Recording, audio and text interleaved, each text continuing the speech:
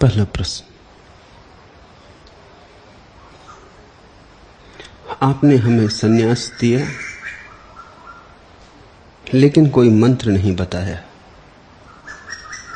पुराने ढप के सन्यासी मिल जाते हैं तो वो पूछते हैं तुम्हारा गुरु मंत्र क्या है।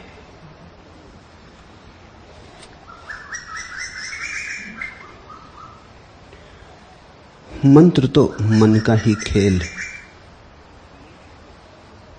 मंत्र शब्द का भी यही अर्थ है, मन का जाल, मन का फैलाव। मंत्र से मुक्त होना है क्योंकि मन से मुक्त होना है। मन न रहेगा तो मंत्र को संभालोगे कहां? और अगर मंत्र को संभालना है तो मन को बचाए रखना होगा। निश्चय ही मैंने तुम्हें कोई मंत्र नहीं दिया। नहीं चाहता कि तुम्हारा मन बचे। तुमसे मंत्र छीन रहा हूं। तुम्हारे पास वैसे ही मंत्र बहुत हैं। तुम्हारे पास मंत्रों का तो बड़ा संग्रह है। वही तो तुम्हारा सारा अतीत है। बहुत तुमने सीखा, बहुत तुमने ज्ञान अर्जित किया। कोई हिंदू है, कोई मुसलमान है, कोई जैन है, कोई ईसाई है। किसी का मंत्र कुरान में है, किसी का मंत्र वेद में। कोई ऐसा मानता, कोई वैसा मानता।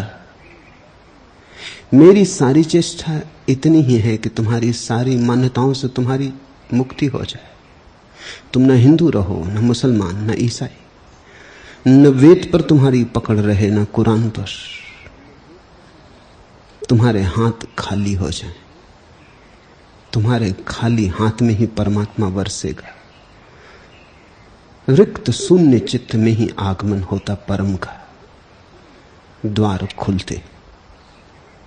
तुम मंदिर हो, तुम खाली भर हो जाओ तो प्रभु आ जाए। उसे जगह दो, थोड़ा स्थान बनाओ। अभी तुम्हारा घर बहुत भरा है, कूड़े कड़कट से, अंगड़ खंगड़ से। तुम भरते ही चले जाते हो। परमात्मा आना भी चाहे तो तुम्हारे भीतर अवकाश कहां? किरण उतरनी भी चाहे तो जगह कहां? तुम भरे हो। भरा होना ही तुम्हारा दुख है। खाली हो जाओ। यही महामंत्र है। इसलिए मैंने तुम्हें कोई मंत्र नहीं दिया, क्योंकि मैं तुम्हें किसी मंत्र से भरना नहीं चाहता।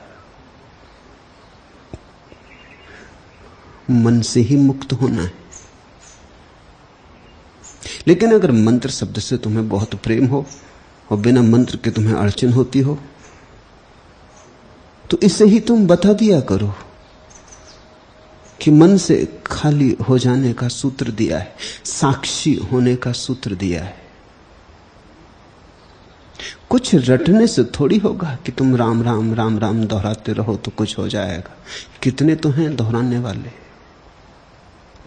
सदियों से दोहरा रहे हैं। उनके दोहराने से कुछ भी नहीं हुआ। दोहराओगे कहां से? दोहराना तो मन के ही यंत्र में घटता है। चाहे जोर से दोहराओ, चाहे धीरे दोहराओ, दोहराता तो मन है। हर दोहराने में मन ही मजबूत होता है, क्योंकि जिसका तुम प्रयोग करते हो वही शक्तिवान हो जाता है। मैं तुम्हें कह रहा हूं कि साक्षी बनो। ये मन की जो प्रक्रियाएं हैं, ये जो मन की तरंगे हैं, तुम इनके दृष्टा बनो। तुम इन्हें बस देखो। तुम इसमें से कुछ भी चुनो मत। कोई फिल्मी गीत गुनगुना रहा है तो तुम कहते हो अधार्मिक, और कोई भजन गा रहा है तो तुम कहते हो धार्मिक। दोनों मन में, दोनों अधार्मिक। मन में होना अधर्म में होना है। उस तीसरी बात को सोचो जरा। खड़े हो, मन चाहे फिल्मी गीत गुनगुनाए और चाहे राम कथा, तुम दृष्टा हो, तुम सुनते हो, देखते हो, तुम तादात्म्य नहीं बनाते, तुम मन के साथ जुड़ नहीं जाते, तुम्हारी दूरी, तुम्हारी असंगता कायम रहती। तुम देखते हो मन को ऐसे ही जैसे कोई राह के किनारे खड़े हुए चलते हुए लोगों को देखे, साइकिलें, गाड़ियां, हाथी, घोड़े, कारें, ट्रक, बसें, तुम राह के किनारे खड़े देख रहे हो, तुम दृष्टा हो। अष्टावक्र का भी सारा सार एक शब्द में है, साक्षी। मंत्र तो बोलते ही तुम कर्ता हो जाओगे, बड़ा सूक्ष्म कर्तृत्व है, लेकिन है तो। मंत्र पढ़ोगे, प्रार्थना करोगे, पूजा करोगे, कर्ता हो जाओगे। बात थोड़ी बारीक है, थोड़ा प्रयोग करोगे तो ही स्वाद आना शुरू होगा। जो चल रहा है, जो हो रहा है, वही काफी है। अब और मंत्र जोड़ने से कुछ अर्थ नहीं। इसी में जागो, इसको ही देखने वाले हो जाओ, इससे संबंध तोड़ दो, थोड़ी दूरी, थोड़ा अलगाव, थोड़ा फासला पैदा कर लो। इस फासले में ही तुम देखोगे मन मरने लगा। जितना बड़ा फासला उतना ही मन का जीना मुश्किल हो जाता।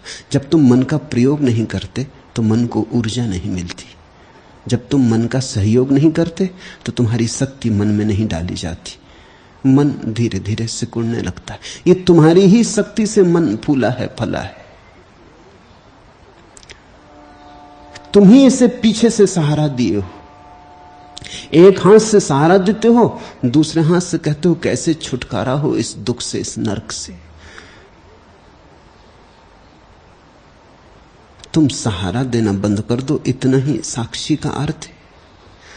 मन को चलने दो अपने से। कितनी देर चलता है? जैसे कोई साइकिल चलाता तो पैडल मारता तो साइकिल चलती। साइकिल थोड़ी ही चलती है, वो जो साइकिल पे बैठा है वही चलता है। साइकिल को सहारा देता जाता है, साइकिल भागी चली जाती। तुम पैडल मारना बंद कर दो, फिर देखें साइकिल कितनी देर चलती। थोड़ी बहुत चल जाए, 10-50 कदम, पुरानी दी गई ऊर्जा के आधार पर, लेकिन ज्यादा देर न चल पाएगी, रुक जाएगी। ऐसा ही मन है। मंत्र का तो अर्थ हुआ पैडल मारे ही जाओगे। पहले भजन या फिल्म गुनगुना रहे थे, अब तुमको किसी ने मंत्र पकड़ा दिया, दोहराओ ओम राम, उसे दोहराने लगे, दोहराना जारी रहा, पैडल तुम मारते ही चले जाते हो। प्रक्रिया में जुड़ जाना मन की, मन को बल देना है। तो अगर तुम्हें मंत्र शब्द बहुत प्रिय हो तो यही तुम्हारा मंत्र है, महामंत्र, कि मन से पार होकर साक्षी बन जाना है। और जिन सन्यासियों की तुम बात कर रहे हो, पुराने ढब के सन्यासी, उनसे थोड़े सावधान रहना। वैसा सन्यास सड़ा गला है, वैसा सन्यास बड़े धोखे और प्रवंचना से भरा है। वैसा सन्यास एक शोषण है। उधर से आए सेठ जी, इधर से सन्यासी, एक ने कही एक ने मानी, दोनों ठहरे ज्ञानी, दोनों ने पहचानी सच्ची सीख पुरानी, दोनों के काम की, दोनों की मंचिती, जय सिया राम की, सीख सच्ची सनातन, सौटंच सत्यानाशी। पुराना सन्यास भगोड़ापन है, पुराना सन्यास पलायन है, जीवन के संघर्ष से। विकास तो जीवन के संघर्ष में है, क्योंकि जहां संघर्ष है, जहां चुनौती है, वहीं जागने का उपाय है। अगर भाग गए संघर्ष से, सो जाओगे। इसलिए तो तुम पुराने ढंग के सन्यासी को देखो, न प्रतिभा की कोई चमक है, न आंखों में शांति है, न प्राणों में किसी गीत का गुंजन है, न पैरों में नृत्य। भाग गया है, भगोड़ा है, कमजोर है, कायर है, नहीं लड़ पाया तो अंगूर खट्टे हैं ऐसा कहने लगा है। नहीं पहुंच पाया अंगूरों तक तो अंगूरों को गाली देने लगा है। निश्चित ही ये भगोड़ा किन्हीं लोगों के काम का है, जिनकी सत्ता है, धन हो, पद हो, राजनीति हो, जिनकी सत्ता है उनके लिए ये सहयोगी है। क्योंकि ये एक तरह की अफीम पैदा करता है, समाज में भगोड़ापन पैदा करता है। ये एक तरह की तंद्रा पैदा करता है, एक तरह की निद्रा पैदा करता है। ये लोगों को यही समझाया जाता है ये सब माया है, भागो।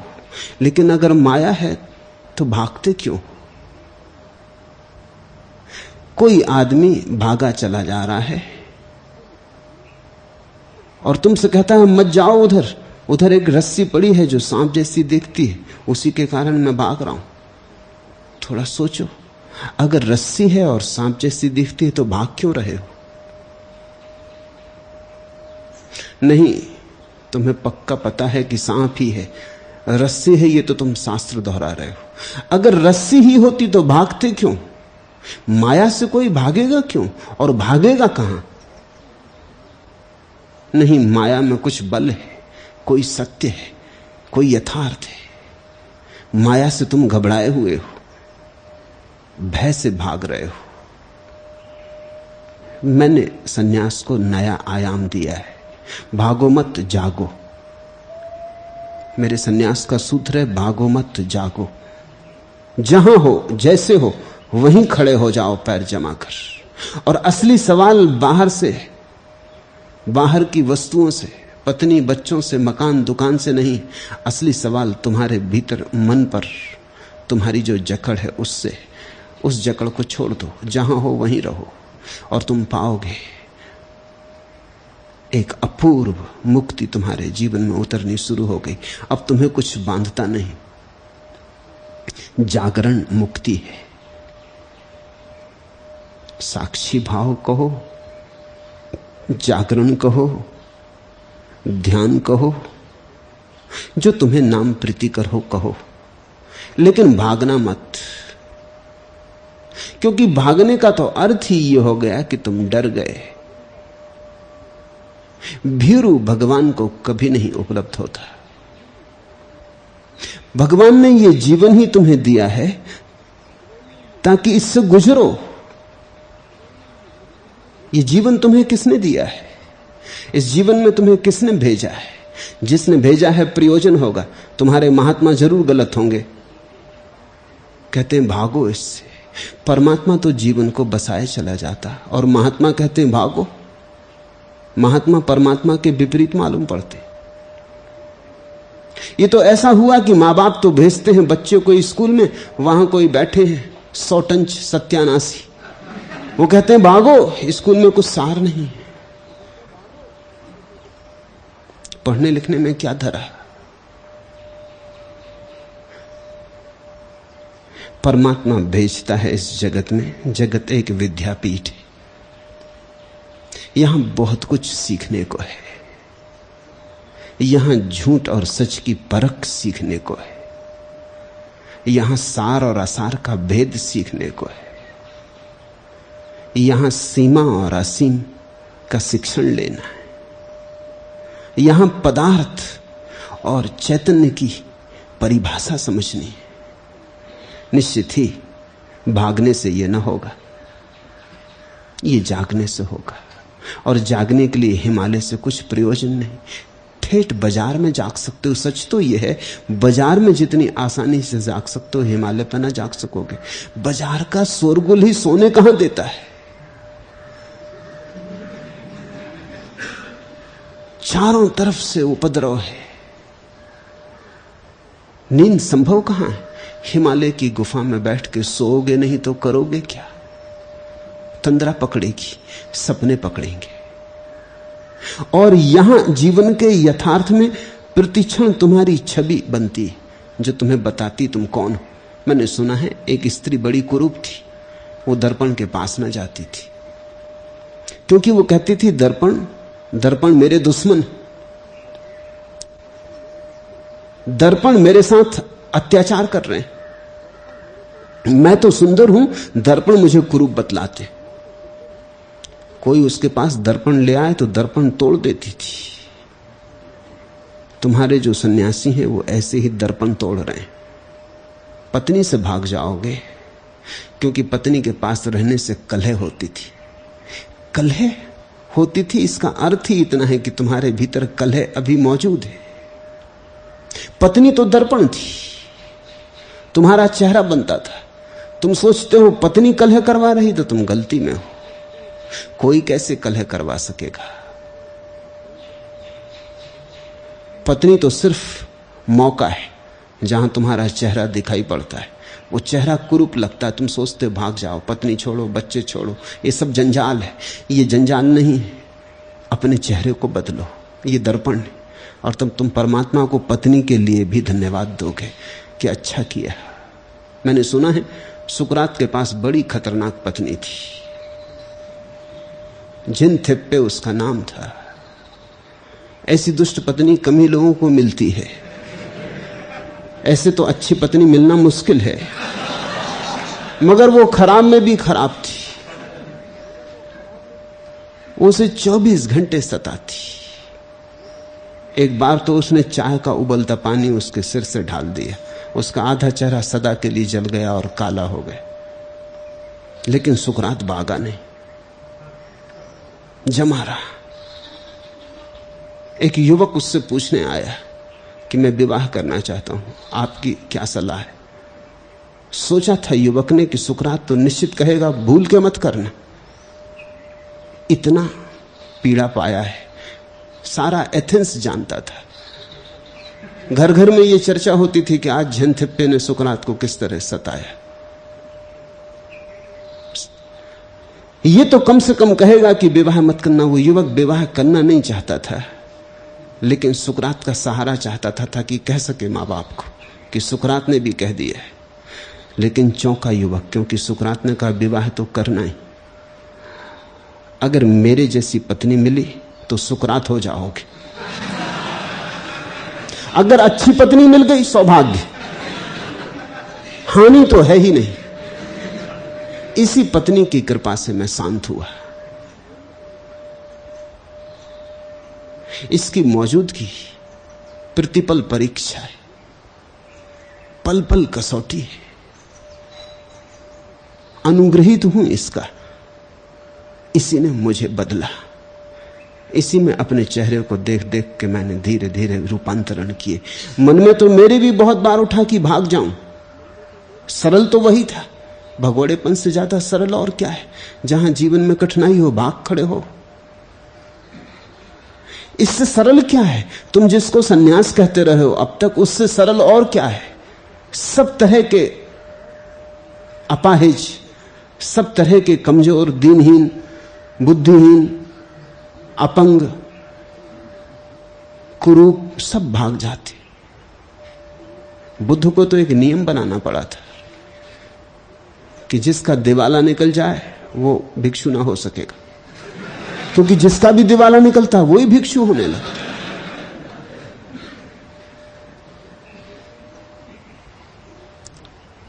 जिसकी पत्नी मर जाए वो कम से कम साल भर रुके, फिर सन्यास ले, क्योंकि जिसकी पत्नी मरी वही सन्यासी होने को तैयार हो जाता। जहां जीवन में जरा सा धक्का लगा कि बस उखड़ गए, जड़ें भी हैं तुम्हारी या नहीं,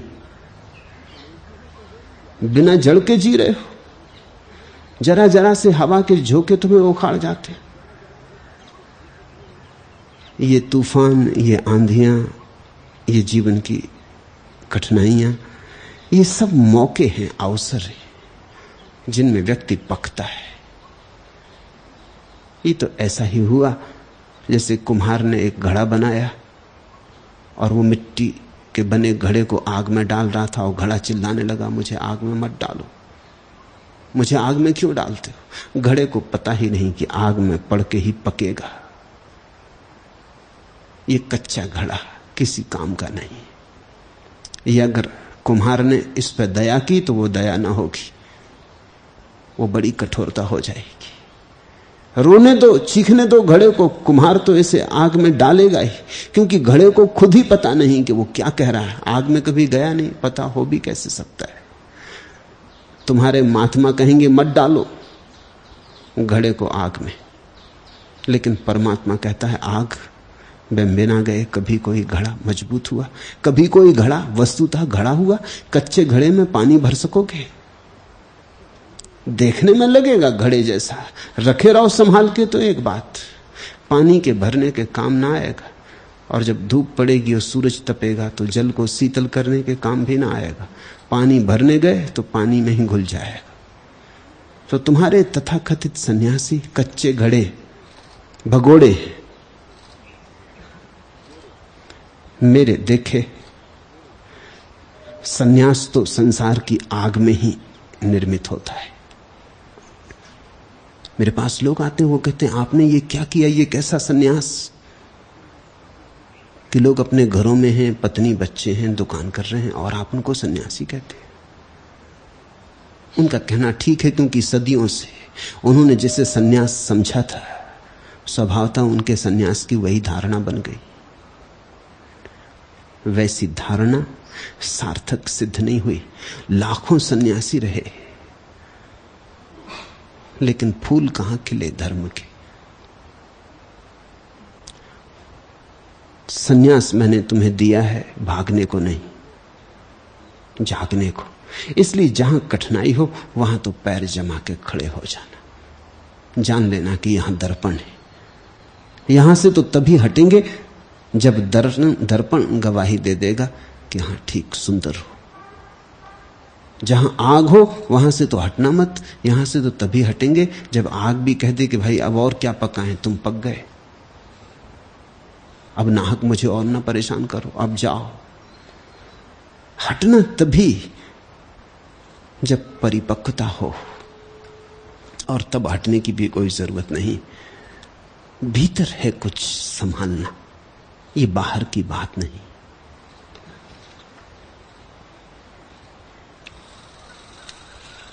स्वभावतः पुराना सन्यास जीवन विरोधी था।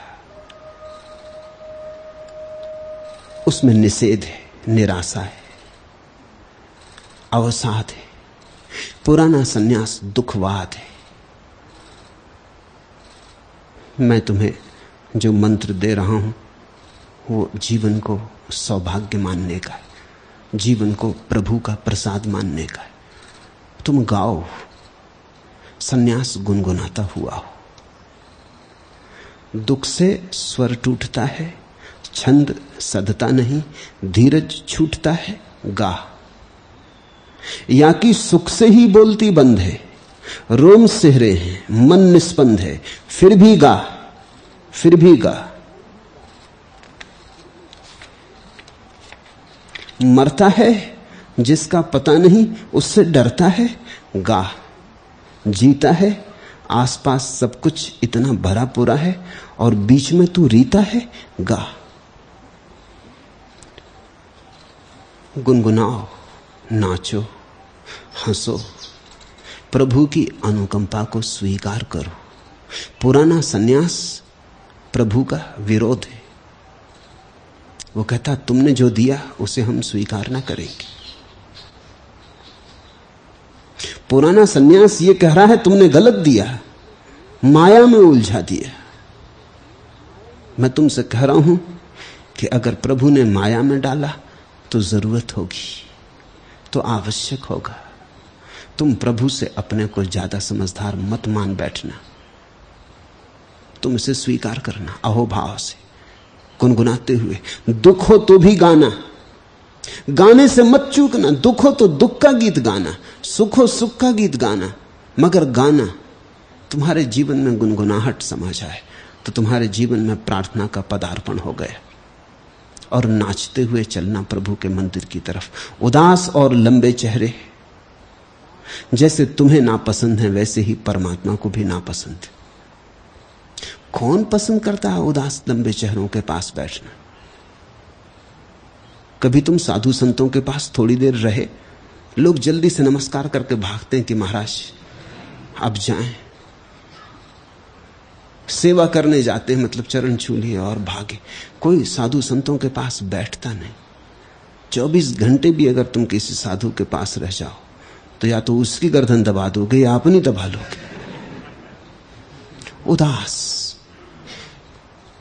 मरुस्थल, मरघट जैसी हवा, जहां फूल नहीं खिलते, जहां फूल खिलने बंद हो गए, जहां कोई गीत नहीं जमता जगता, जहां जीवन में उल्लास नहीं, प्रफुल्लता नहीं। नहीं, ऐसे सन्यासी को मैं सत्यानाशी कहता हूं। तुम गाओ, तुम नाचो, तुम कृतज्ञता से भरो, तुम प्रभु को धन्यवाद दो कि खूब परीक्षाएं तुमने जमाई, गुजरेंगे, पार करेंगे, पक्कर ही आएंगे तेरे द्वार पर। अगर तूने भेजा है प्रयोजन होगा। हम कौन जो बीच से भाग जाएं? कृष्ण ने अर्जुन से इतना ही कहा है कि तू भाग मत। गीता पढ़ते हैं लोग, लेकिन गीता समझी नहीं गई। कृष्ण ने इतना ही कहा कि भाग मत। यह युद्ध अगर परमात्मा देता है तो सही है। भरोसा कर, समर्पण कर, उतर युद्ध में, जूझ। जो प्रभु दे उसमें हां भर, निमित्त मात्र हो। अपनी बीच में मत अड़ा। मत कह कि मैं तो भाग के सन्यासी होना चाहता हूं। वो सन्यासी होना चाहता था, पुराने ढब का। वो कह रहा था कि इसमें क्या सार है, इनको अपनों को मारना। मैं चला जाऊं, जंगल में बैठ जाऊंगा, झाड़ के नीचे ध्यान लगाऊंगा, समाधि साधूंगा। कृष्ण उसे खींचते हैं, कहते हैं जंगल जाने की जरूरत नहीं, तू यहीं जूझ। प्रभु जो कराए करो, करता भाव भर मत रखो, साक्षी बन जाओ। वो जो करवाए करो, जो पाठ दे दे उसे पूरा कर दो। जैसे रामलीला के मंच पर तुम अपने को बीच में मत लाओ। हम बीच बीच में आ जाते। एक गांव में रामलीला होती थी। लक्ष्मण बेहोश पड़े, हनुमान को जड़ी बूटी लेने भेजा। जड़ी बूटी मिलती नहीं, पहाड़ बड़ा है और वो तय नहीं कर पाते तो पूरा पहाड़ ले आते। रामलीला हो रही है तो एक रस्सी में बांध के पहाड़ लिए वो हनुमान आते हैं। बीच में कहीं गिर्री अटक गई तो वो लटके। अब वो जो गिर्री चलाने वाला छिपा बैठा है वो बड़ी मुश्किल में, कब क्या करे, कुछ तो करना ही पड़ेगा क्योंकि ये कब तक लटके रहेंगे, इनको उतारना जरूरी है। कुछ सूझा नहीं उसने रस्सी काट दी। तो हनुमान मैं पहाड़ के धड़ाम से नीचे गए।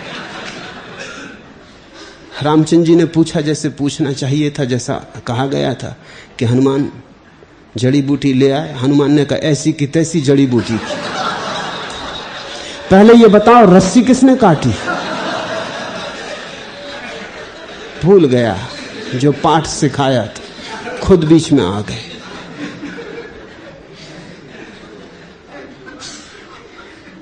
जीवन जैसा प्रभु ने दिया है उसे तुम वैसे ही स्वीकार कर लेना।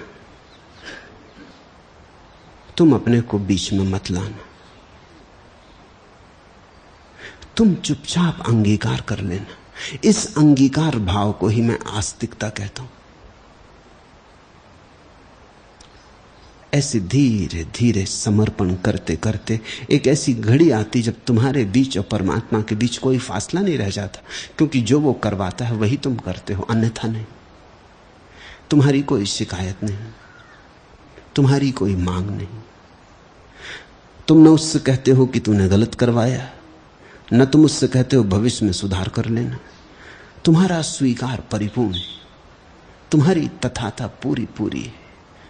इसी घड़ी में मिलन हो जाता है, इसी घड़ी में तुम मिट जाते हो, परमात्मा हो जाता है। तुम मिटो ताकि परमात्मा हो सके, लेकिन इस मिटने को भी गीत गा के और हंस के पूरा करना है। उदास उदास मत जाना, अन्यथा शिकायत रहेगी। गीत गुनगुनाते जाना। और मैं तुमसे कहता हूं, जिन्होंने भी प्रभु को कभी जाना है उन सभी ने यह बात भी जानी कि जो भी हुआ इसके पहले वो सब जरूरी था, उसके बिना पहुंचना नहीं हो सकता था। जो दुख झेले वे भी जरूरी थे, जो सुख झेले वे भी जरूरी थे, मित्र मिले वे भी जरूरी थे, शत्रु मिले वे भी जरूरी थे। अकारण कुछ भी कभी नहीं होता है। इस परम भाव को मैं संन्यास कहता हूं। यही तुम्हारा मंत्र है।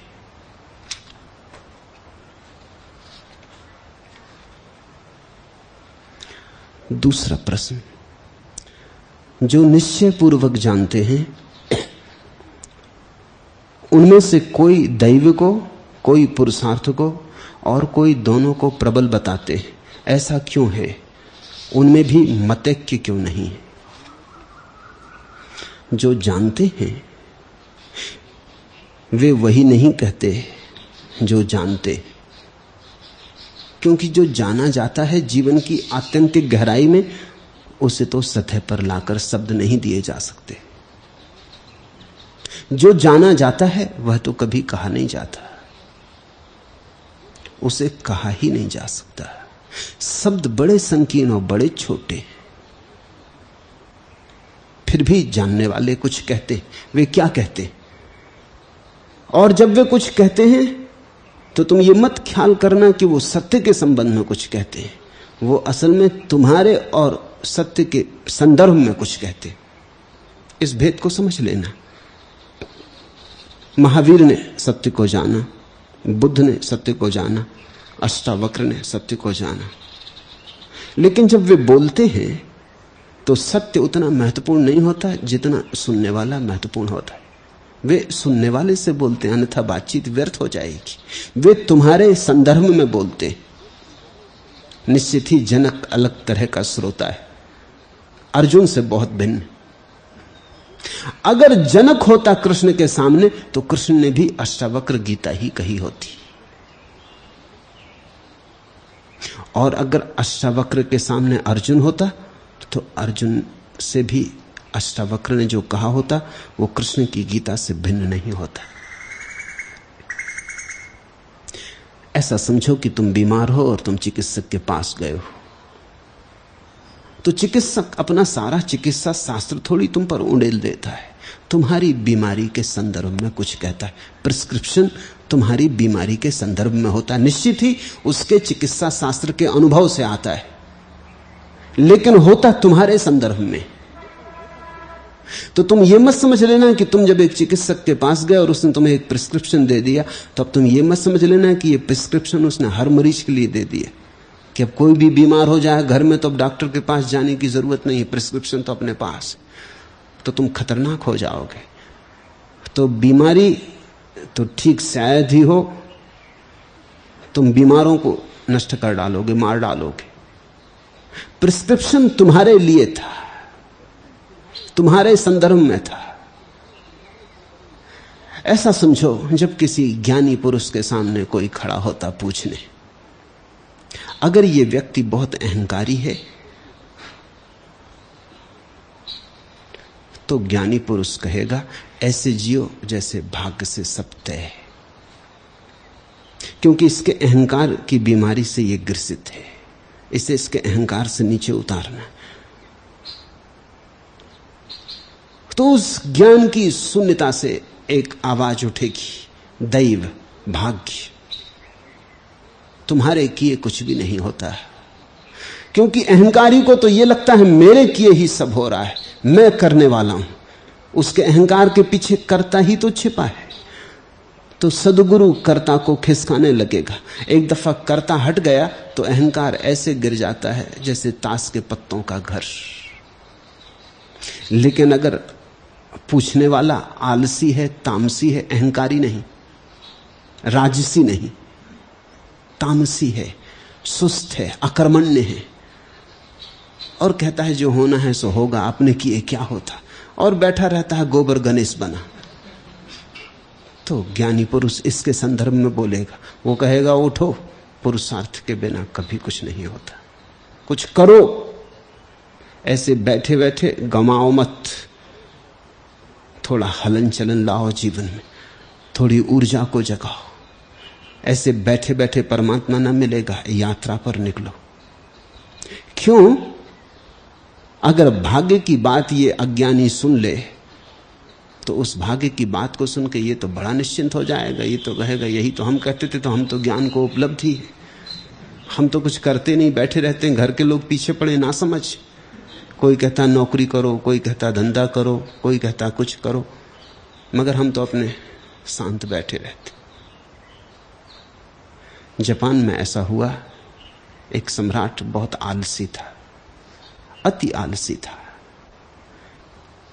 एक दिन पड़े पड़े बिस्तर पर उसे ख्याल आया, मैं तो सम्राट हूं, तो जितना भी आलस्य करूं कोई कुछ कह नहीं सकता, लेकिन और आलसियों का क्या हाल होता होगा, बेचारे बड़ी मुश्किल में पड़े होंगे।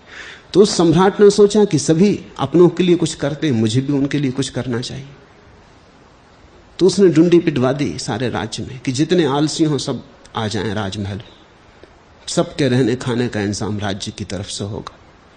मंत्रियों ने कहा महाराज आप ही काफी हैं, अब ये क्या कर रहे हैं, और अगर ऐसा किया तो पूरा राज्य उमड़ पड़ेगा, रुकेगा कौन, किसको मतलब, फिर तो झूठे सच्चे का पता लगाना मुश्किल हो जाएगा कि आलसी कौन।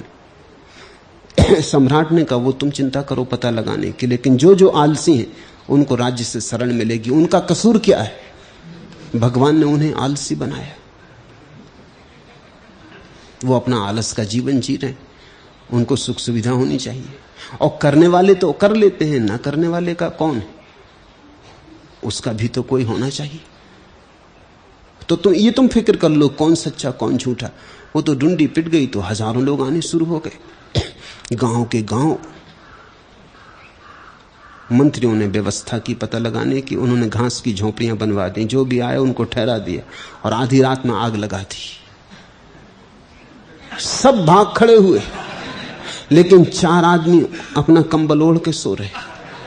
उनको दूसरों ने खींचा भी तो उन्होंने कहा भाई ये परेशान ना करो, आधी रात आग लगी है पागलो। उन्होंने कहा लगी रहने दो, मगर नींद मत तोड़ो। उन 4 को वजीरों ने कहा कि ये निश्चित पहुंचे हुए सिद्ध पुरुष, इन 4 को राज्य आश्रय मिले, समझ में आता। जब ऐसा कोई व्यक्ति किसी ज्ञानी के सामने आ जाए तो उससे वो क्या कहे, भाग्य की बात कहे? नहीं, वो दर्शन उसके जीवन के काम का नहीं होगा, वो औषधि उसका इलाज नहीं। ये जो वक्तव्य हैं औषधियां हैं।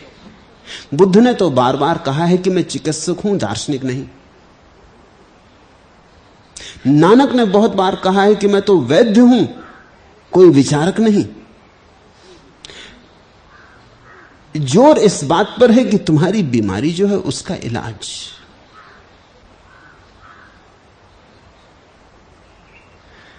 अर्जुन भागना चाहता था, अकर्मण्य होना चाहता था, कृष्ण ने उसे खींचा, भागने न दिया कर्म से। जनक सम्राट है और सम्राट के भीतर स्वभाव था, न तो करने का कोई सवाल होता है, न करने की कोई जरूरत होती।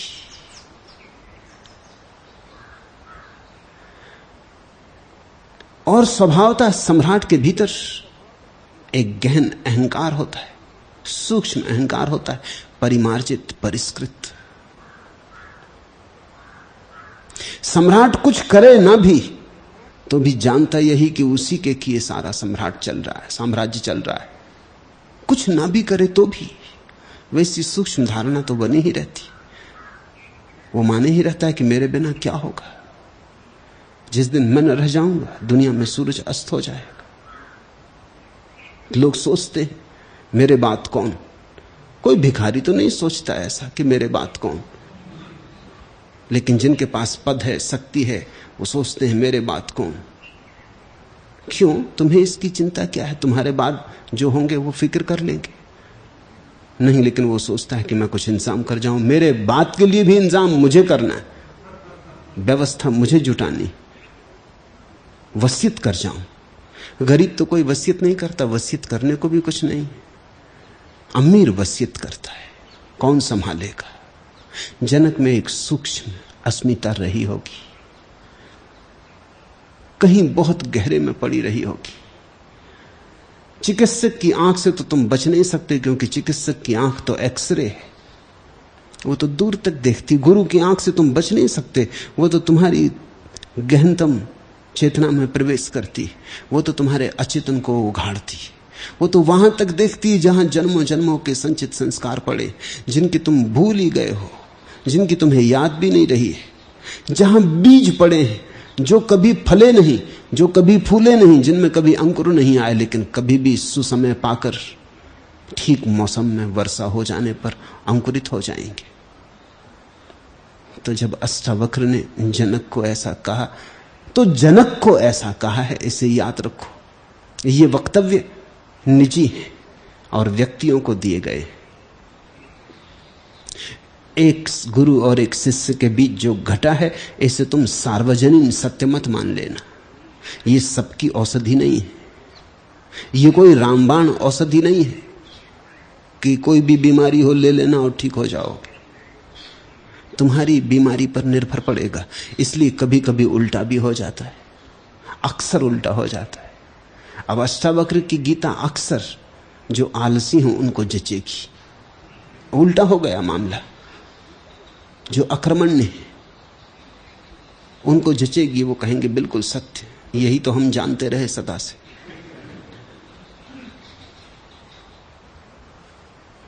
तब बजाय जीवन में प्रभु का प्रकाश फैले, उनके जीवन में नरक का अंधकार फैल जाएगा।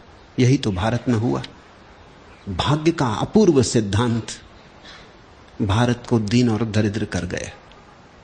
लोग काहिल हो गए, लोग सुस्त हो गए। उनका जो भगवान करेगा, गुलामी दे तो, कोई लूट पाट ले तो ठीक, भूखा रखे, अकाल पड़े तो ठीक। लोग बिल्कुल ऐसे दीन होकर बैठ गए कि हमारे किए तो कुछ होगा नहीं। ये सूत्र तुम्हें अकर्मण्य बनाने को नहीं है, ये सूत्र तुम्हें अकर्ता बनाने को है, अकर्मण्य बनाने को नहीं है। और अकर्ता का अर्थ अकर्मण्यता नहीं होता। अकर्ता तो बड़ा कर्मण्य होता है, सिर्फ कर्म उसका अपना नहीं होता, अब ईश्वर समर्पित होता है। कर्ता तो वो बहुत है, लेकिन करने का श्रेय नहीं लेता। कर्ता सब है और कर्ता नहीं बनता, और ये नहीं कहता कि मैं करने वाला हूं। कर्ता सब है और प्रभु चरणों में समर्पित कर देता, कहता तुमने करवाया, किया। इस बात को ख्याल रखना। अगर भाग्य का परम सिद्धांत तुम्हारे जीवन में अकर्मण्यता और आलस्य लाने लगे तो समझना कि तुमसे चूक हो गई, तुम समझ नहीं पाए। अगर भाग्य का सिद्धांत तुम्हारे जीवन में कर्म का प्रकाश लाए और कर्ता को विदा कर दो तुम, और सारे कर्म का श्रेय परमात्मा के चरणों में चढ़ता जाए, तो समझना कि तुम बिल्कुल बिल्कुल ठीक समझ गए। तीर ठीक जगह लग गया है। पूछा है, जो निश्चय पूर्वक जानते हैं उनमें से कोई दैव को, कोई पुरुषार्थ को, कोई दोनों को प्रबल बताते। निर्भर करता है किस व्यक्ति से बात कही जा रही।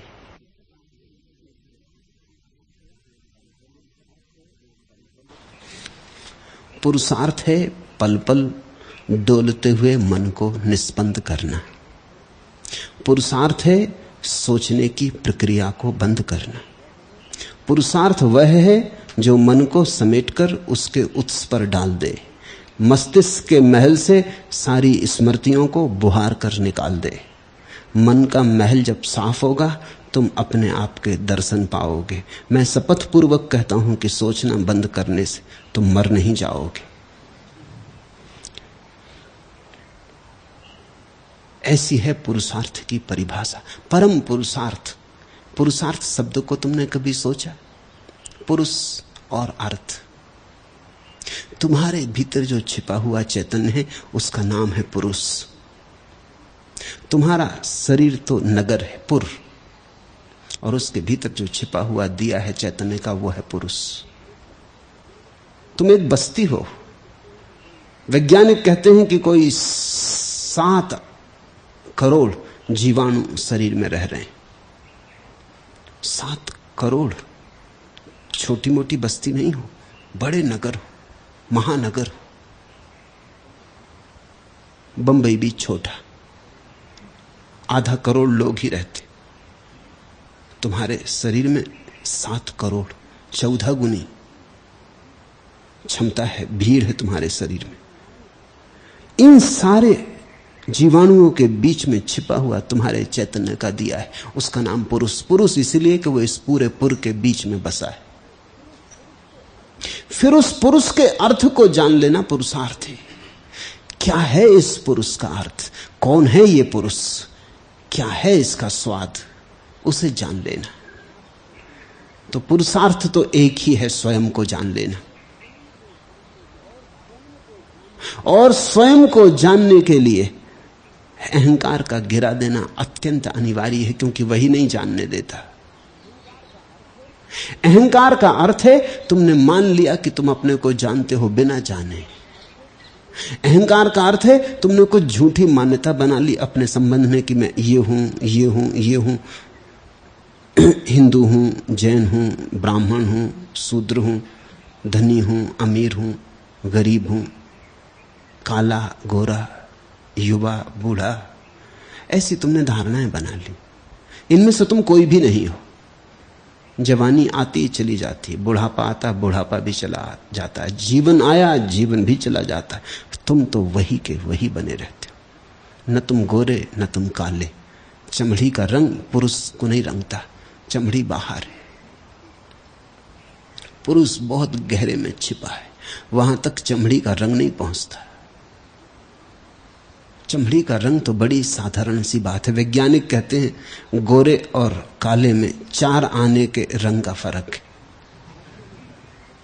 आज नहीं कल वैज्ञानिक इंजेक्शन निकाल ही लेंगे कि गोरे को निग्रो होना, एक इंजेक्शन लगवा लिए।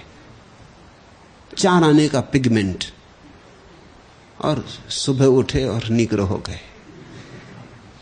निग्रो को गोरा होना, 4 आने का इंजेक्शन लगवा लिया। 4 आने के पीछे कितनी मारा मारी। चमड़ी का रंग भीतर नहीं जाता। तुम बीमार हो तो बीमारी भीतर नहीं जाती। तुम स्वस्थ हो तो स्वास्थ्य भीतर नहीं जाता।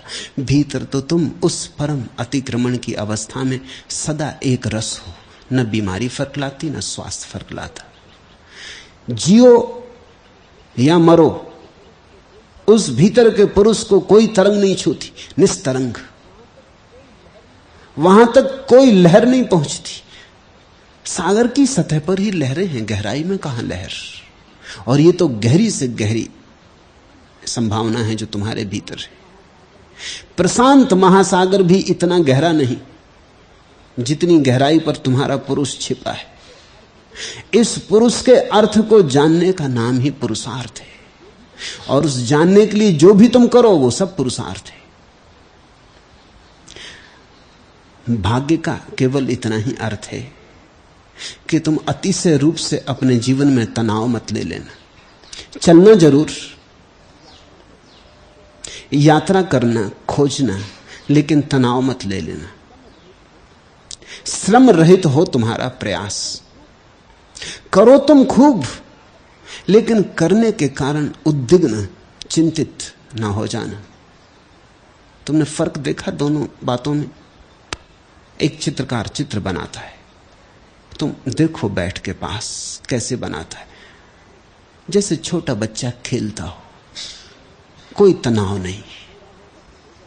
कब पूरा होगा, होगा पूरा कि नहीं होगा, इसकी भी कोई चिंता नहीं है। कोई खरीदेगा नहीं खरीदेगा, बिकेगा नहीं बिकेगा, इसकी भी कोई चिंता नहीं है। ऐसा लीन हो जाता है चित्र बनाने में, जैसे बनाना अपने आप में पूर्ण है, साधन ही साध्य है। कोई फलाकांक्षा नहीं, लवलीन, डुबकी लग जाती। चित्रकार तो मिट ही जाता है। इसलिए सभी महाचित्रकारों ने कहा है कि हमें पता नहीं कौन हमारे हाथ में तूलिका संभाल लेता है। सभी महाकवियों ने कहा है हमें पता नहीं कौन हमारे भीतर गीत को गुनगुनाने लगता है। हम तो केवल वाहक होते हैं, हम तो केवल ले आते हैं उसकी खबर बाहर तक, संदेश वाहक। जैसे कि तुम कलम से लिखते हो तो कलम थोड़ी लिखती है, लिखने वाले तुम हो, कलम तो सिर्फ तुम्हारे हाथ में सधी होती। ऐसा ही महाचित्रकार या महाकवि या महानर्तक सिर्फ कलम की तरह हो जाता है, परमात्मा के हाथ में। नहीं कि लिखना नहीं होता, लिखना तो खूब होता है। अब ही लिखना हो पाता है, लेकिन अब परमात्मा लिखता है, कोई तनाव नहीं रह जाता। महाकवि हुआ कूलरिज, मरा तो 40,000 कविताएं अधूरी छोड़ के मरा। मरने के पहले किसी ने पूछा कि इतना अंबार लगा रखा है, इनको पूरा क्यों नहीं किया? और अद्भुत कविताएं हैं, किसी में सिर्फ एक पंक्ति कम रह गई, पूरी क्यों नहीं की? तो कूलरिज ने कहा मैं कैसे पूरी करूं? उसने वहीं तक लिखवाई।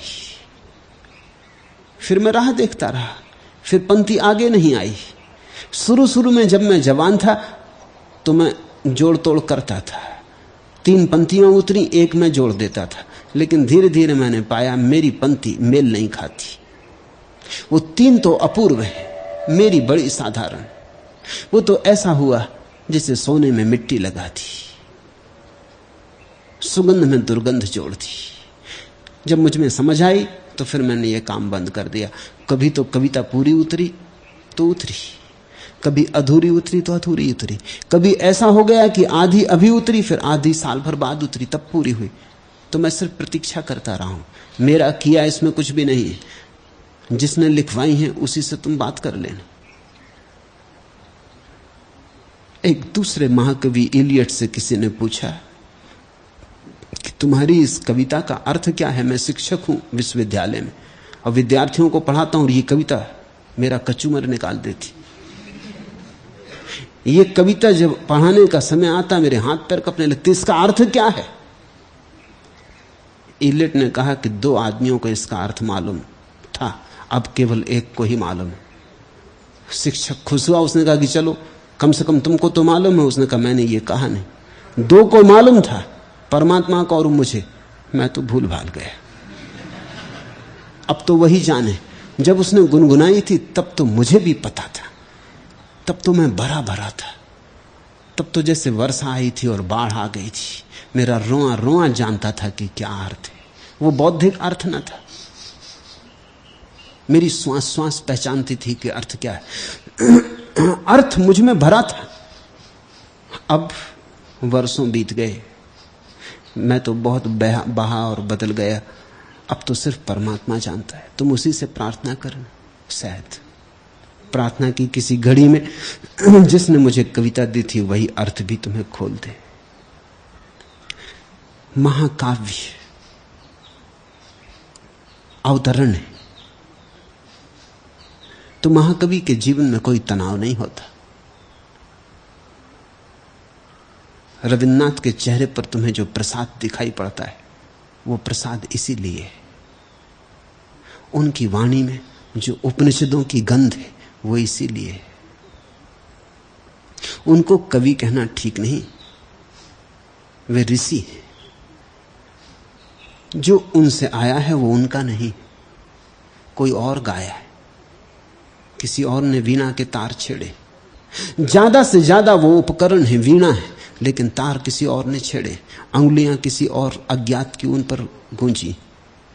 तनाव रहित प्रयास का अर्थ होता है तुम्हें अब कोई फल का विचार नहीं। जो इस क्षण हो रहा है तुम परिपूर्ण रूप से उसे कर रहे हो। परमात्मा पूरा करवाना चाहेगा, पूरा करवा लेगा। अधूरा तो अधूरा, फल आएगा तो ठीक, ना आएगा तो ठीक, ये तुम्हारी चिंता नहीं। फलाकांक्षा रहित जो कृत्य है उसमें तनाव चला जाता है। तनाव गया, करता गया, करता गया, अहंकार गिरा।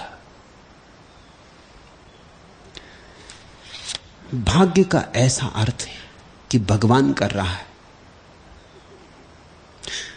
तो इसे मैं तुम्हारी कसौटी के लिए कह दूं कि कर्म तो जारी रहे और कर्ता का भाव संग्रहित ना हो, तो समझना कि अष्टावक्र को तुमने ठीक से समझा। कर्म ही बंद हो जाए और कर्ता का भाव तो बना ही रहे, तो समझ लेना कि तुम चूक गए। और दूसरी बात ज्यादा आसान है, पहली बात बहुत कठिन है। मेरे पास लोग आते हैं, वो कहते हैं कि जब वही कर रहा है तो हम करें ही क्यों। थोड़ा सोचो, तुम्हारा ये कहना कि हम करें ही क्यों, यही बताता है कि तुम्हें अभी भी ये ख्याल है कि तुम करता हो। पहले तुम करते थे, अब तुम नहीं करते हो, लेकिन करता हो ये ख्याल तो तुम्हारा मजबूत अभी भी। तुम कहते हो अब हम क्यों करें, जैसे कि अब तक तुम करते थे। भ्रांति अभी भी कायम है। जो समझेगा वो कहेगा करना न करना अपने हाथ में नहीं, जो होगा होगा। हम बाधा न डालेंगे, हम साथ हो लेंगे, हम उसकी लहर के साथ बहेंगे। फिर कभी कभी ऐसा भी होता है कि कोई व्यक्ति ठीक मध्य में होता है, जिसके भीतर पुरुषार्थ और भाग्य संतुलित होते। ऐसा व्यक्ति अगर सद्गुरु के पास आए तो वो उससे कहेगा दोनों ही ठीक है, पुरुषार्थ भी ठीक है, भाग्य भी ठीक है, क्योंकि ये व्यक्ति संतुलित है। इससे कहना कि पुरुषार्थ ठीक नहीं, इसका संतुलन तोड़ना है। इससे कहना कि भाग्य ठीक है, इसका संतुलन तोड़ना है। यह संतुलित हो ही रहा है। एक आदमी ने बुद्ध से पूछा ईश्वर है? बुद्ध ने कहा नहीं। उसी दिन दूसरे आदमी ने पूछा ईश्वर है? बुद्ध ने कहा निश्चय ही। और उसी सांझ एक तीसरे आदमी ने पूछा और बुद्ध चुप रह गए। रात आनंद उनसे पूछने लगा मुझे पागल कर दोगे क्या? क्योंकि आनंद तीनों मौकों पर मौजूद था। उसने कहा कि मैं आज सो ना सकूंगा, आप मुझे समझा दें, ये बात निपटारे कर दें, ईश्वर है या नहीं। सुबह आपने कहा नहीं है, मैंने कहा चलो ठीक, कोई बात नहीं। उत्तर एक साफ हो गए। दोपहर होते होते आप बदल गए, कहने लगे है। सांझ चुप रह गए। बुद्ध ने कहा उनमें से कोई भी उत्तर तेरे लिए नहीं दिया था, तूने लिया क्यों? ऐसे बीच बीच में झपटोगे, झंझट में पड़ोगे। जो मेरे पास आया था पहले से ही भाव लिए कि ईश्वर नहीं है, उससे मैंने कहा है, उसे उसकी स्थिति से हटाना जरूरी था। वो नास्तिक था, उसकी नास्तिकता को डमाडोल करना जरूरी था। उसकी यात्रा बंद हो गई थी। वो मान के ही बैठ गया था कि ईश्वर नहीं, बिना जाने मानकर बैठ गया था ईश्वर नहीं, बिना कहीं गए मानकर बैठ गया था कि ईश्वर नहीं। उसको धक्का देना जरूरी था, उसकी जड़ों को हिलाना जरूरी था, उसे राह पर लगाना जरूरी था। तो मैंने कहा कि ईश्वर ईश्वर है। वो जो दूसरा आदमी आया था वो मान के बैठ गया था ईश्वर है, बिना खोजे, बिना आविष्कार किए, बिना चेष्टा, बिना साधना, बिना श्रम, बिना ध्यान, बिना मनन, बस मान के बैठ गया था उधार की ईश्वर है। उसे भी डगमगाना जरूरी था। उसकी श्रद्धा झूठी थी, उधार थी। उससे मुझे कहना पड़ा ईश्वर नहीं है। और जो तीसरा आदमी सांझ आया था उसकी कोई धारणा न थी, कोई विश्वास न था, वो परम खोजी था। उससे कुछ भी कहना खतरनाक है, कोई भी धारणा उसके भीतर डालनी, उसके मन को विकृत करना। इसलिए मैं चुप रह गया। मैंने उससे कहा मौन उत्तर है, और वो समझ गया। और बुद्ध ने कहा कुछ घोड़े होते हैं उनको मारो तो बामुश्किल चलते, कुछ घोड़े होते हैं उनको सिर्फ कोड़ा फटकारो चलने लगते, कुछ घोड़े होते हैं सिर्फ कोड़ा देख लेते हैं, फटकारने की जरूरत नहीं पड़ती और चलते हैं। और ऐसे भी कुछ कुलीन घोड़े होते हैं कि कोड़े की छाया भी काफी है। वो जो तीसरा था उसको कोड़े की छाया काफी थी, शब्द की जरूरत ना थी, शब्द का कोड़ा चलाना आवश्यक ना था, मौन रह जाना। उसने मुझे देख लिया, बात उसके समझ में आ गई, कह दिया मैंने जो कहना था, सुन लिया उसने जो सुनना था, और शब्द बीच आया नहीं, सिद्धांत बीच में आए नहीं, भाषा का उपयोग नहीं हुआ, हृदय से हृदय मिल गए और साथ साथ हम हो लिए। वो भी समझ गया, मैं भी समझ गया कि वो समझ गया है। तुम इन तीनों में से कुछ भी उत्तर आनंद मत ले लेना, तुम्हें कोई भी उत्तर दिया नहीं गया है। काश तुम इस बात को समझ लो तो तुम्हें महापुरुषों के जीवन में जो विरोधाभास दिखाई पड़ते हैं वो तत्क्षण विदा हो जाएंगे। तब तुम्हें महावीर, बुद्ध, कृष्ण, राम, मोहम्मद, जरथुस्त्र, जीसस में कोई विरोधाभास दिखाई ना पड़ेगा। अलग अलग शिष्यों की अलग अलग जरूरतें थी, अलग अलग रोगियों के लिए अलग अलग औषधि है।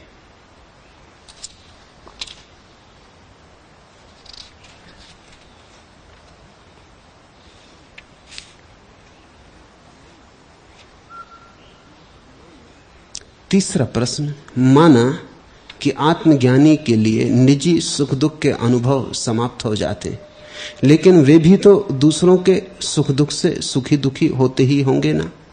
कृपया कर इस पर प्रकाश डालें। नहीं, जिसके सुख दुख के अनुभव समाप्त हो गए वो दूसरे के सुख दुख से भी प्रभावित नहीं होता। तुम्हें कठिनाई होगी ये बात सोचकर, क्योंकि तुम सोचते हो कि उसे तो बहुत प्रभावित होना चाहिए तुम्हारे सुख दुख से। नहीं, उसे तो दिखाई पड़ गया कि सुख दुख होते ही नहीं, तो तुम्हारा सुख दुख देखकर तुम पे दया आती, लेकिन सुखी दुखी नहीं होता। सिर्फ दया आती कि तुम अभी भी सपने में पड़े हो। ऐसा समझो कि दो आदमी सोते हैं एक ही कमरे में, दोनों दुख स्वप्न में दबे, दोनों बड़ा नारकी सपना देख रहे हैं। एक जग गया, निश्चित ही जो जग गया अब उसे सपने के सुख दुख व्यर्थ हो गए। क्या तुम सोचते हो दूसरे को पास में बड़बड़ाता देखकर, चिल्लाता देखकर, उसकी बात सुन के वो कह रहा हटो ये राक्षस मेरी छाती पे बैठा, ये दुखी सुखी होगा? ये हंसेगा और दया करेगा, ये कहेगा कि पागल ये अभी भी सपना देख रहा। ये इसके राक्षस को हटाने की कोशिश करेगा कि इसकी छाती पे राक्षस ना हो। राक्षस तो है ही नहीं, हटाओगे कैसे? हटाने के लिए तो होना चाहिए। ये तो देख रहा है कि सज्जन अपनी ही मुट्ठी बांधे छाती पे पड़े और गुनगुना रहे हैं कि राक्षस बैठा है, रावण बैठा 10 सिर वाला मेरे ऊपर, इसको हटाओ। ये जो जाग गया है क्या करेगा? ये इस आदमी को भी जगाने की कोशिश करेगा, इसके दुख को हटाने की नहीं, इसको जगाने की। फर्क साफ समझ लेना।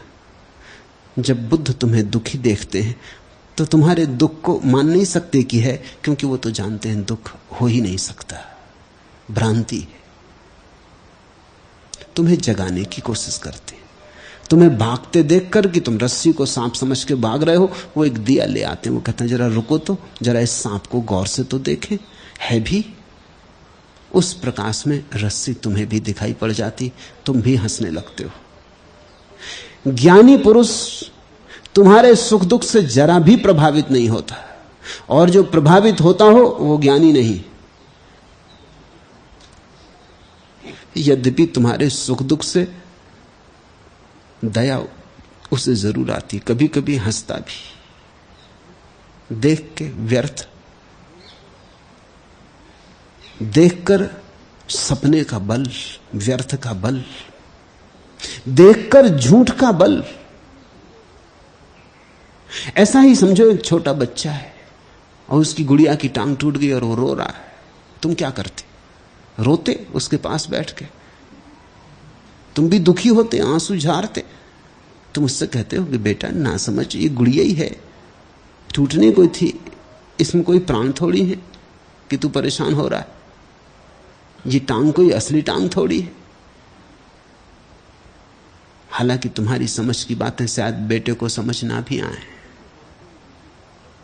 लेकिन तुम भी जानते हो ये भी बड़ा होगा, कल थोड़ी प्रौढ़ता आएगी, गुड्डा गुड्डी भूल जाएगा, फेंक देगा कहीं, फिर लौट के देखेगा भी नहीं।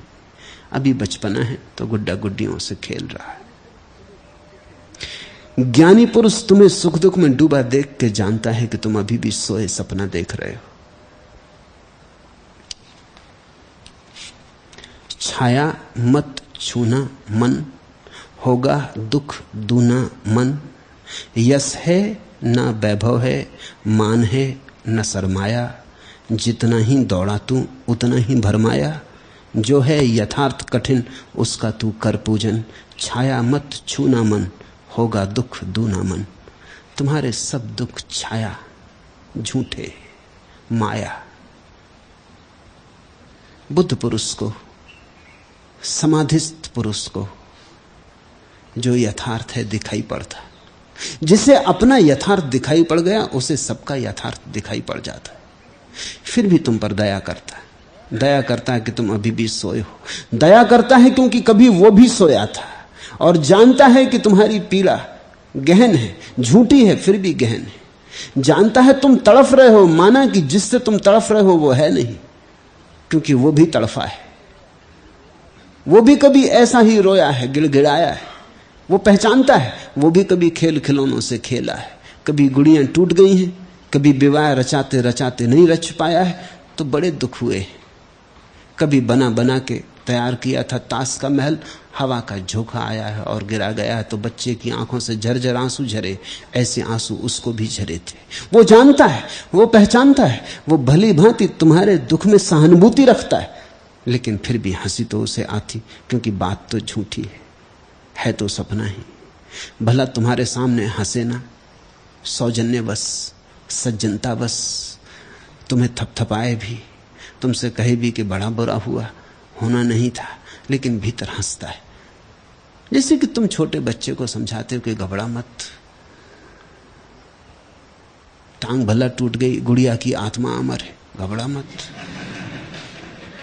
गुड़िया परमात्मा के घर चली गई, देख प्रभु की गोद में बैठी कैसा मजा कर रही। तुम समझाते, तुम कहते दूसरी गुड़िया ले आएंगे, घबरा मत, रो मत, चीख पुकार मत मचा, कुछ भी नहीं बिगड़ा है, सब ठीक हो जाएगा। समझाते, थपथपाते, फिर भी भीतर तुम जानते एक खेल तुम्हें भी खेलना पड़ रहा है। जब बुद्ध पुरुष तुम्हारे दुख में तुम्हें सहानुभूति दिखलाते तो एक नाटक, एक अभिनय, सौजन्यता बस, तुम्हें बुरा ना लगे, तुम्हें पीड़ा ना हो,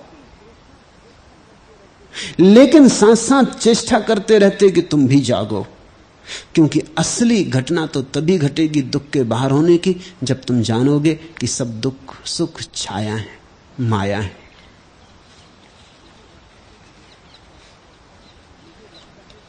चौथा प्रश्न, मुझे लगता है कि जैसे सजगता बढ़ती है वैसे वैसे संवेदनशीलता भी बढ़ती है, जिसे मैं बिल्कुल भी सह नहीं पाती हूं।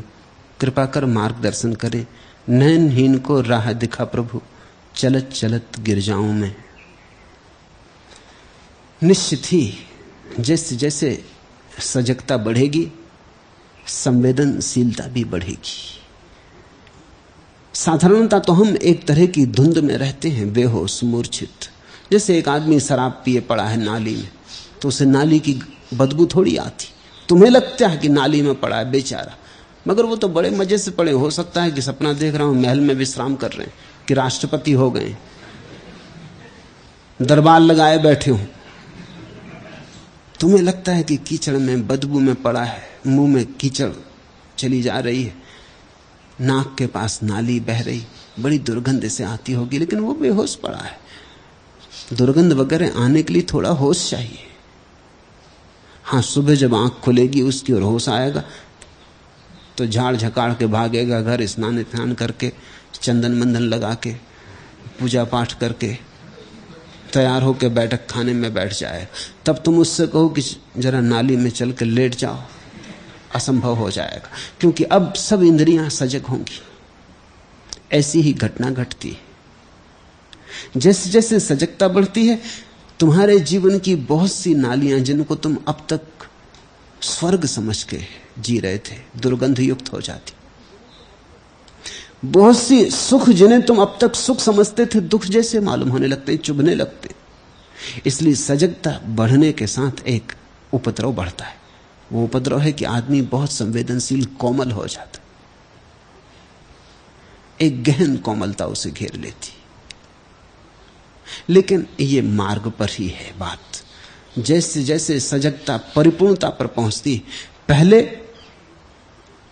आदमी की जड़ता टूटती है, संवेदनशीलता बढ़ती, फिर एक ऐसी घड़ी आती सजगता की आखिरी छलांग, जब जाग इतनी गहन हो जाती है कि शरीर मन दूर हो जाते। फिर कोई संवेदनशीलता कष्ट नहीं देती, दुख नहीं देती।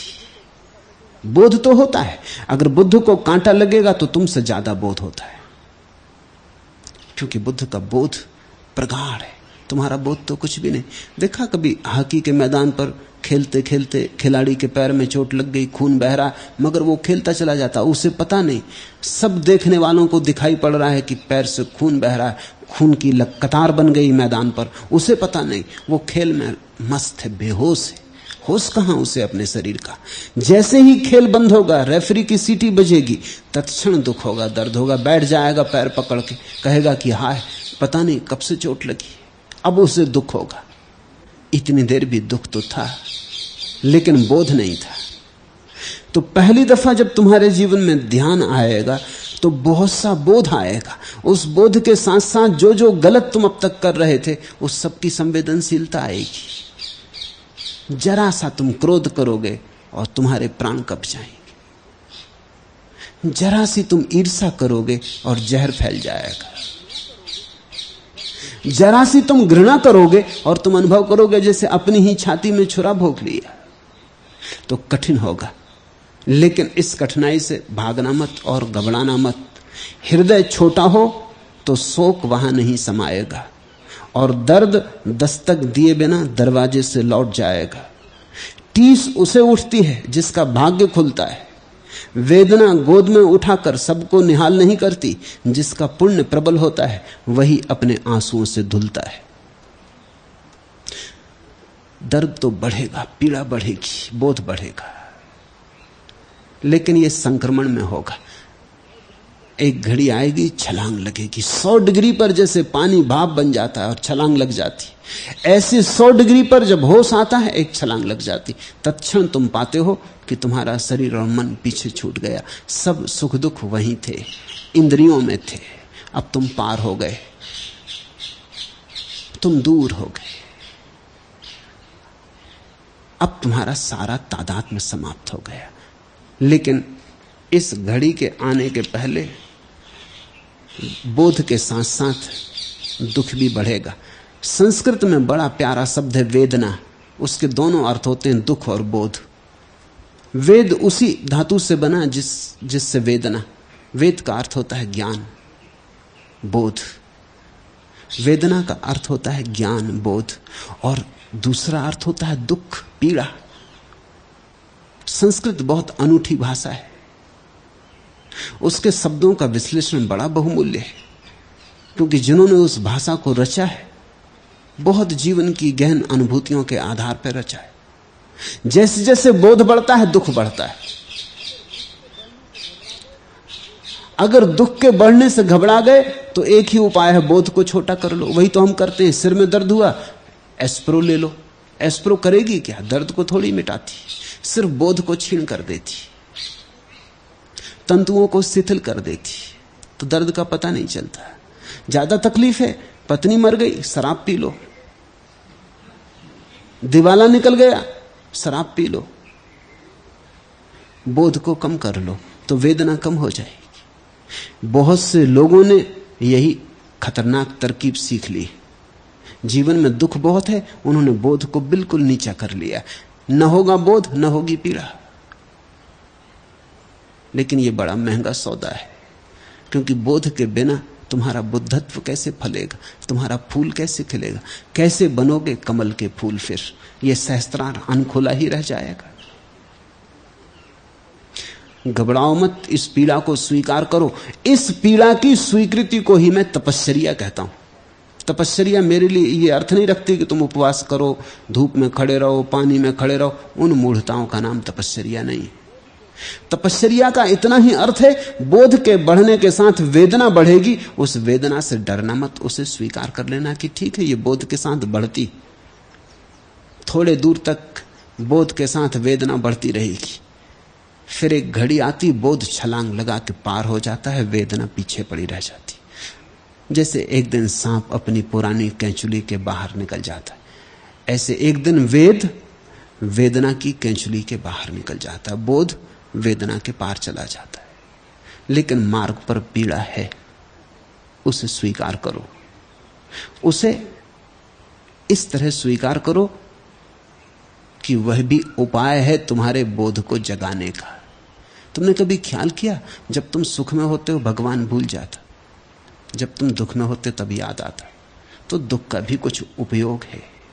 सूफी फकीर हुआ बायजीद, वो रोज प्रार्थना करता था। वो कहता था, सब करना प्रभु, थोड़ा दुख मुझे दिए रहना। सुखी सुख में मैं भूल जाऊंगा, तुम्हें मेरा पता नहीं है। सुखी सुख में मैं निश्चित भूल जाऊंगा। तुम इतना ही सुख मुझे देना जितने में मैं भूल ना सकूं, बाकी तुम दुख को देते रहना। ये बायजीद ठीक कह रहा है। ये कह रहा है दुख रहेगा तो जागरण बना रहेगा।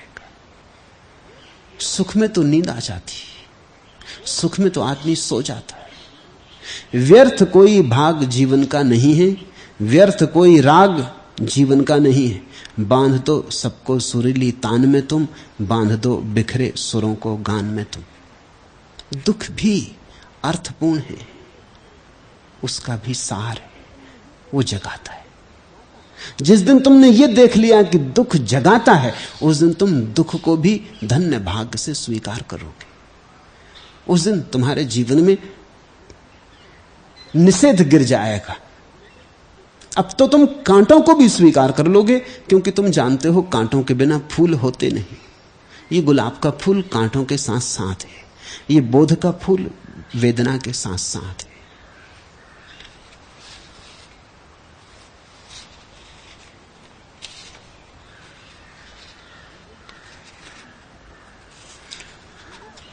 पांचवा प्रश्न, जीवन का सत्य यदि अद्वैत है तो फिर द्वैत क्यों है? एक जगत रूपायित प्रत्यक्ष, एक कल्पना संभाव्य, एक दुनिया सतत मुखर, एक एकांत निस्वर, एक अविराम गति उमंग, एक अचल निस्तरंग, दो पाठ एक ही काव्य। दो नहीं है, दो पाठ है, काव्य एक ही। सत्य तो एक ही है। सोए सोए देखो तो संसार मालूम पड़ता है, जाग कर देखो परमात्मा मालूम पड़ता है। संसार और परमात्मा ऐसी दो चीजें नहीं हैं। सोए हुए आदमी ने जब परमात्मा को देखा तो संसार देखा, और जागे हुए आदमी ने जब संसार देखा तो परमात्मा को देखा।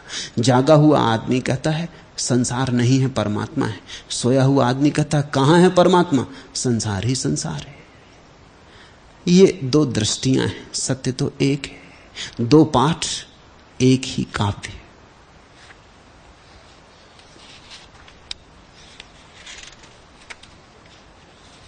आखिरी प्रश्न,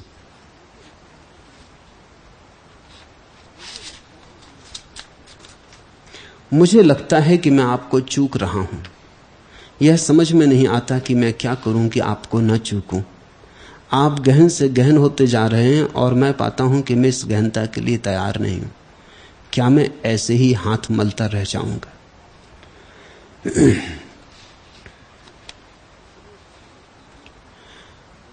चूकने न चूकने की भाषा ही लोभ की भाषा है। लोभ छोड़ो, मेरे साथ उत्सव में सम्मिलित रहो।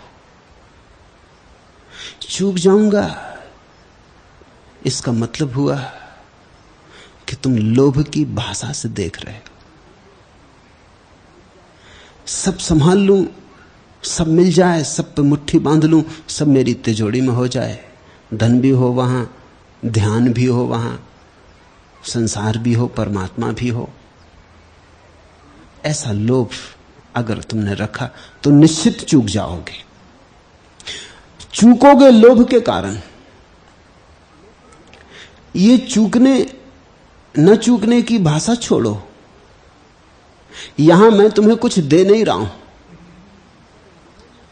यहां मैं तुमसे कुछ छीन रहा हूं, और यहां मैं तुम्हें कुछ ज्ञान देने नहीं बैठा हूं। तुम मेरे साथ उत्सव में थोड़ी देर सम्मिलित हो जाओ, मेरे साथ गुनगुना लो। तुम थोड़ी दूर मेरे साथ चलो, 2 कदम मेरे साथ चल लो, बस इतना काफी है। तुम्हें एक दफा स्वाद लग जाए परम का, फिर कोई भय नहीं, फिर मैं यहां रहूं ना रहूं कोई चिंता नहीं। मेरे रहते तुम्हें थोड़ा सा स्वाद लग जाए तो तुम ये चूकने खोने इत्यादि की बातें छोड़ो, इनमें उलझे रहे तो तुम मेरे उत्सव में सम्मिलित ना हो पाओगे।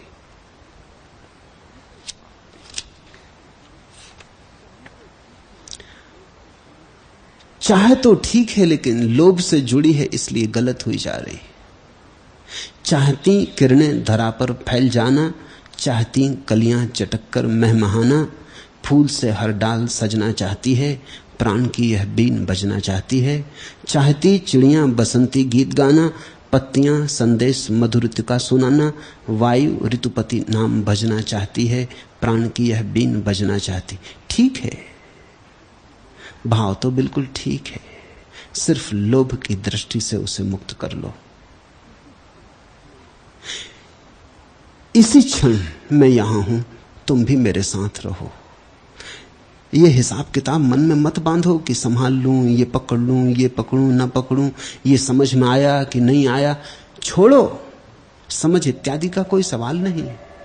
उत्सव महोत्सव में सम्मिलित हो जाओ। तुम मेरे साथ सिर्फ बैठो, तुम सिर्फ मेरे साथ हो रहो, सत्संग होने दो। थोड़ी देर को तुम मिट जाओ, यहां तो मैं नहीं हूं। अगर वहां तुम थोड़ी देर को मिट जाओ, वो लोभ ना मिटने देगा, वो लोभ खड़ा रहेगा कि कैसे पकड़ूं, कैसे इकट्ठा करूं। थोड़ी देर को तुम मिट जाओ, तुम कोरे और शून्य हो जाओ। उसी क्षण जो भी मैं हूं उसका स्वाद तुम्हें लग जाएगा, और वो स्वाद तुम्हारे ही भविष्य का स्वाद है। पूरी धरती पर फैला ली बाहें, इन बाहों में आकाश नहीं आया। हर परिचय को आवाज लगा ली है, सुनकर भी कोई पास नहीं आया। मील के पत्थर लगे हैं किंतु अक्षर मिट गए, कौन से पूछें कि आप अपना गांव कितनी दूर है। मील के पत्थर लगे हैं किंतु अक्षर मिट गए, कौन से पूछें कि अपना गांव कितनी दूर है। भोर होते ही चले थे, अब दोपहरी हो रही, कौन से पूछें कि शीतल छांव कितनी दूर है। धूल मस्तक से लगा, मिलती दिशा गंतव्य की, कौन से पूछें कि पावन पांव कितनी दूर है। मैं यहां मौजूद हूं, तुम्हें किसी से पूछने की कोई जरूरत नहीं, मुझसे भी पूछने की कोई जरूरत नहीं।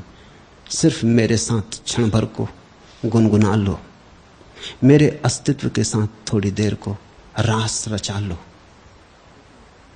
नहीं चूकोगे, लेकिन अगर चूकने न चूकने की भाषा में उलझे रहे तो चूक रहे हो, चूकते रहे हो, और निश्चित ही चूक जाने वाले हो। हरि ओम तत्सत। आज इतना।